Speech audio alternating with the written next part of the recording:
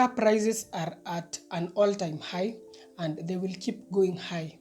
We are now at a point whereby even car importers are feeling the pinch. If mainstream budget cars like Vitz and Honda Fit can cost as much as 1.45 million, then there's certainly a problem. Should you still buy these cars or maybe start considering locally used cars? That's what we are going to be taking a look at in this particular episode. So please stay tuned. Do consider subscribing to the channel for more informative content on cars as well as bikes, and welcome to IK Auto Reviews.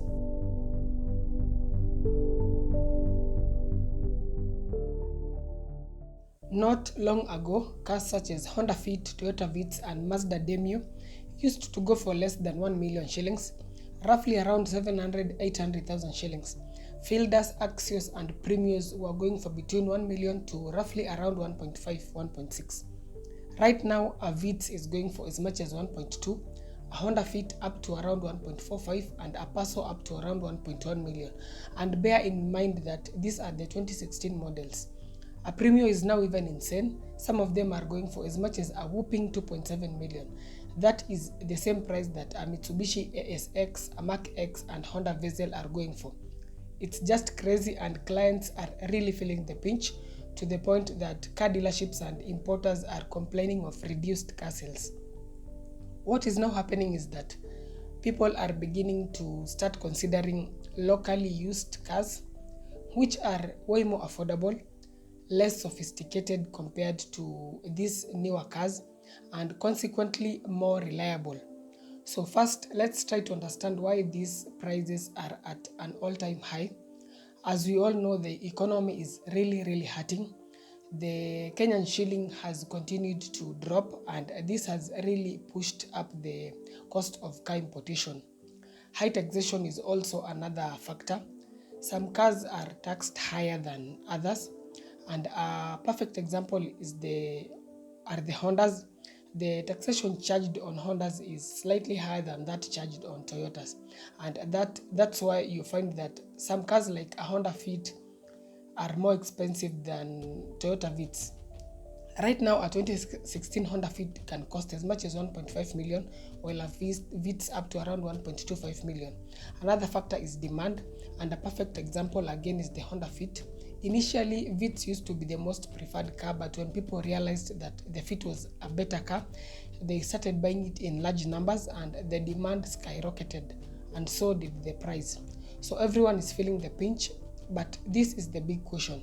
Do you really have to part with around 1.25 million to buy a Vitz, 1.45 to buy a Honda, 1.8 to buy a Toyota Auris?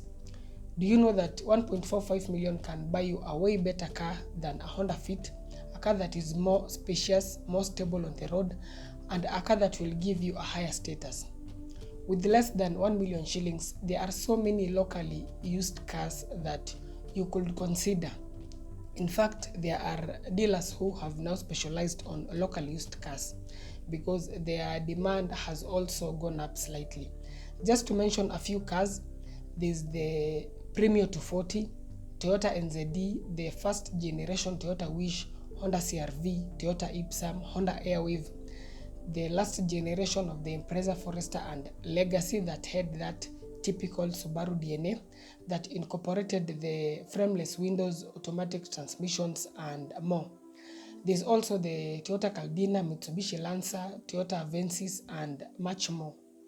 I actually did a review on locally used cars that cost less than 1 million shillings. You can check it out. I'll leave a link to that video in the description box. These are very solid cars that are extremely reliable. They may not be so trendy, but they are more simple and reliable compared to some of these overpriced modern cars that have planned obsolescence.